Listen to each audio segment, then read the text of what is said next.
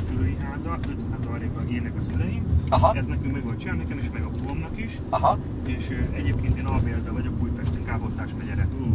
Fóton dolgozom. Ja, hogy így, akkor értem, jó, akkor így, tehát ha Fóton, mert azért az meg Soroksára elmenni Káposztás megye. Napi szinten ingáz, nem.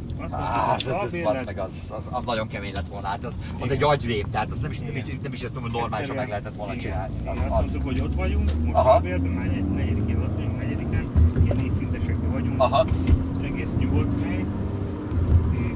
Hát mondjuk hozzá kell tennem, hogy a panelokhoz képest egyébként tényleg, tehát azért azt mindenki el kell mondja, hogy a... Tudom, hát ott akkor... A Káposztás 2 és a iskolával szemben vagyunk, Babics gimnázium, nem tudom mondani valami. A vízének a milyen... Kék palota után van. De a milyen utcában laksz, akkor a...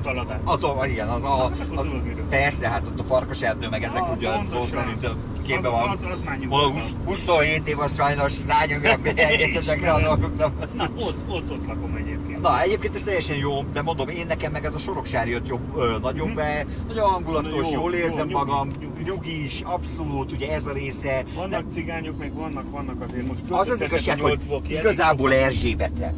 Én tudod, mikor találkozom cigányokkal? Megmondom nektek. Igen? A temetésekkor. Mert ugye mi a temető felüli részén, ugye a Tarcsai, igen, ugye én tulajdonképpen majdnem a temető bejáratai részénél, igen, tehát ott a Borona utca környékén lakunk. Igen, a Borona, és a szó szerint a temető bejárat. Én akkor találkozom igazából velük, amikor a temetésekre mennek, és hát figyelj, ha cigánytemetés van, akkor annak az K.O.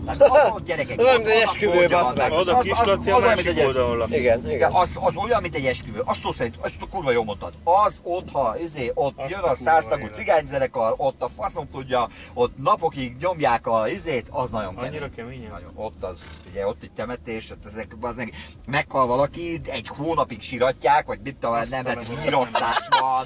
Faszom, de volt olyan, hogy mentem, tehát olyan, hogy a 100 tagú cigányzenekar egy tagja meghalt, és vittem egy cigányt Káposztás megyerről, onnan, ahol laksz, be ide a 7. kerületbe, a Veselényi utca alatt van valami roma önkormányzati akármi központnak a Veselényi 19-ben soha nem felejtem el, oda mentek az meg virasztani, mert ott rabatolozták föl az embert. Azt a kurva. A 100 tagú cigányzenekar egy tagját, és ott egyfolytában ott kell a virasztáshoz, valakinek ott kell lenni, ott sírnak, meg rínak, meg nagyon kemény. Tehát az a kultúra, az brutál. Tehát az tényleg... Ugye valamilyen szinten összetartok, szóval lehetne róluk példát. Nyilván csak összetartom, mint a magyarok.